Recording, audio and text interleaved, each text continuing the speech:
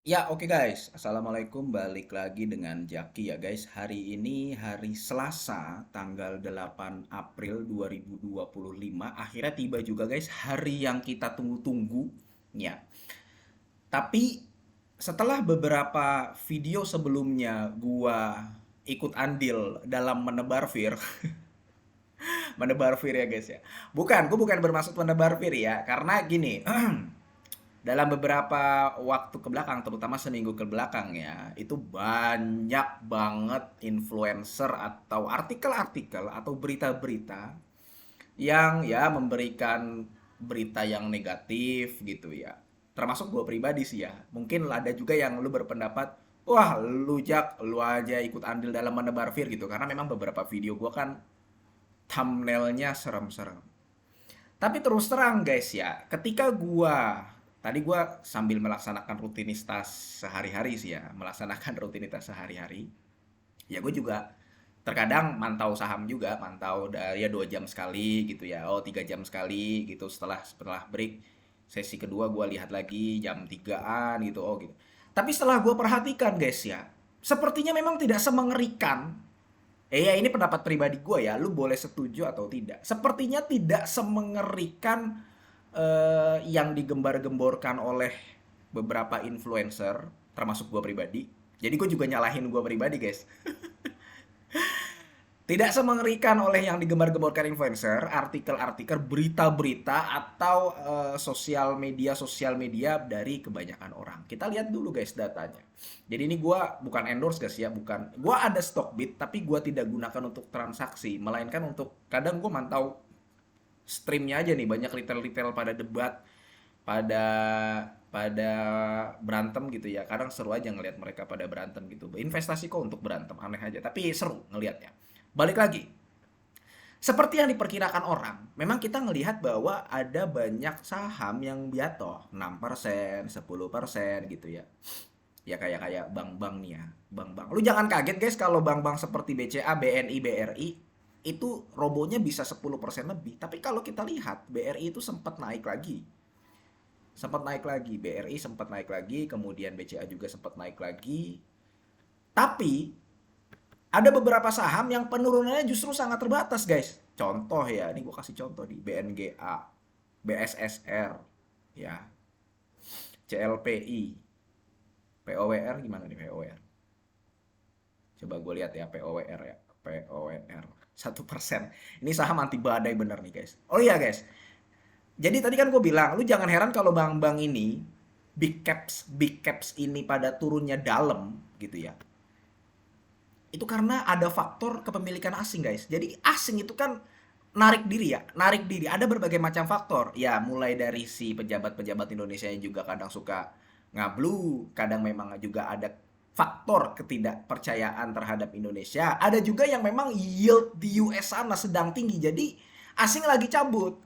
Asing lagi cabut. Dan kalau seperti itu kondisinya, di mana asing itu pada cabut, ya, siklusnya asing cabut, itu akan berimbas kepada saham yang memang sedari awal dimiliki oleh banyak asing. Asing itu kalau punya saham, guys, nggak cuma berapa ratus miliar, berapa puluh triliun, bisa ratusan triliun. Jadi keluarnya bertahap. Dan itu justru pasti akan mempengaruhi saham-saham big caps.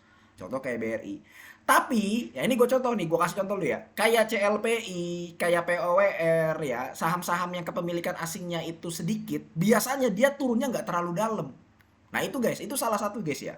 Nah, tapi balik lagi kayak tadi gue bilang, ternyata tidak semengerikan itu karena ada beberapa saham-saham yang memang turun lebih dari 10% kemudian balik lagi, oh ternyata turunnya 9%. Ada juga saham-saham yang turunnya ya 1%, 4%, 6% kayak gitu ya. Untuk kondisi dan situasi di mana sekarang lagi banyak fear, itu termasuk bagus loh yang turun cuma 3%. Kayak ya terutama yang saham-sahamnya sebenarnya nggak jelek ya. Kayak BSSR, kemudian kayak Avia. Tadi gue lihat Avia juga turunnya ya malah pas mau akhir perdagangan dia naik, turun 3%. CLPI tadi gue bilang POWR. Eh banyaklah IPCC. IPCC malah di angka 375. Ini masih lebih jelek waktu beberapa bulan lalu loh, sampai turun ke angka 680 ya. Kemudian ada PBID 5%, oke. Prodia 6%, POWR 1%, gitu ya. Nah, artinya apa? Balik lagi tadi yang gue bilang. Ternyata tidak semengerikan. Kalau gue pribadi ya, karena gue pernah merasakan yang lebih buruk, untuk saat ini sampai tanggal 8 tadi, ini tidak semengerikan yang gue bayangkan. Kayak gitu. Mungkin lu ada yang setuju dan ada yang tidak setuju. Oh, ini mengerikan bang, porto gue jadi merah. Terus terang, ini kondisi demikian tidak mengerikan. Dan gue tadi beberapa ngobrol dengan teman-teman di Instagram ya. Ya, dan ada beberapa orang-orang yang, ya ini curhat aja sih ya, curhat aja.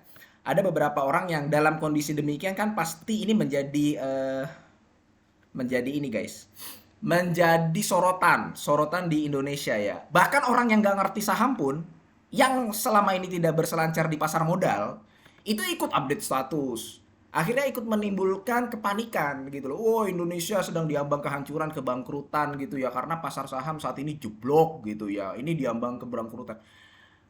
Yang tidak mengerti pasar saham pun ikut-ikutan melakukan hal tersebut, sehingga wow, keren kan ya kalau misalkan ada orang yang nggak pernah membahas saham ternyata tiba-tiba wah ini orang ngerti saham nih gitu, karena nggak semua orang memang, stock is not for everything, tidak semua orang mengerti saham, tidak semua orang bisa memahami saham, tapi kalau misalkan ada update mereka ikut-ikutan. Dan biasanya apalagi orang-orang yang membenci pemerintah gitu ya, ini waktunya untuk menyerang pemerintah. Memang ini saatnya gitu loh. Padahal memang saat ini di seluruh dunia sedang dalam kepanikan, kondisi yang panik.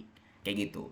Nah, catatan pertama gue tadi, ternyata memang tidak semengerikan yang gue kira. Sampai tadi 8 April ya.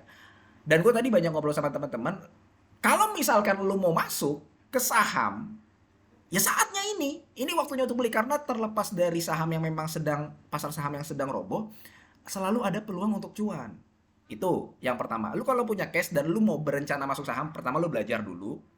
Ya, lu belajar dulu apa itu fundamental. Dan kalau lu mau tahu momentumnya kapan, mulai dari saat ini lu beli. Apalagi saham-saham bagus yang lagi murah. Nah, kemudian gue juga suka nih guys, artikel yang disampaikan nih, gue nemu artikel dan ini bagus guys kalau gue bilangnya. Yusuf Kala soal tarif Trump tidak semengerikan itu. Ya ini lu bisa baca di CNBC Indonesia. Jadi Pak JK ini juga sudah menyampaikan bahwa misalkan diterapkan 30% itu hanya berdampak 10% dari harga jual pabrik. Ya, ini rinciannya lu bisa lihat. Ya, semuanya membicarakan PHK, cuman kena 10% gitu ya. Menurutnya kondisi tarif tinggi seperti itu yang baru ditetapkan tidak akan bertahan lama. Dia menjelaskan bahwa Trump memperlakukan tarif tersebut untuk mendorong industri dalam negeri. Ya, ini gue cukup suka dengan artikel ini dan pandangannya Pak JK ini. Nah, tarif impor menurut penilaian JK merupakan langkah Trump untuk melakukan negosiasi dagang. Nah, ini udah pengalaman nih guys. Pak JK ini kan pernah beberapa kali menjabat sebagai wapres. Nah, pasti pengalamannya juga udah nggak sedikit. Nah, kalau yang ini nih, kalau gue lihat dia punya pandangan berdasarkan pengalaman dia. Oh, ini taktik dagang dia untuk melakukan negosiasi. Caranya dengan jual mahal dahulu, baru nanti kemudian membuka negosiasi. Nah, ini gue sangat suka dengan artikel ini karena kenapa? Ya, karena tadi kan gue bilang bahwa tidak semengerikan itu. Dan gue akhirnya setuju juga dengan Pak JK ini bahwa ini ibaratnya lagi banyak yang berantem. Kemudian ada orang yang muncul satu untuk mendinginkan suasana gitu loh guys, paham nggak? Lu jangan berantem dulu. Tahan ini dulu, kita harus berpikir jernih dulu nih gimana nih caranya menyelesaikan ini. Itu kan enak kalau ada yang lagi ribut, lagi riuh, ternyata ada yang mendinginkan suasana. Ini gue suka dengan hal ini.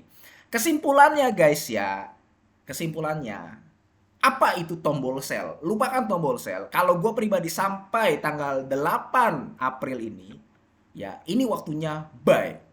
Itu kalau gue pribadi. Ya jadi lo, ya sekali lagi tujuan gue buat video ini adalah sejauh ini ya karena gue dalam beberapa video belakangan sudah ikut andil dalam menebarkan fear gitu ya. Tapi ternyata setelah di hari kejadian ini sampai tadi 8 April, ternyata nggak semengerikan yang gue kira lah. Nah, disitulah sampai sejauh ini gue menyimpulkan bahwa paling tidak sampai video ini, inilah waktunya untuk lu buy.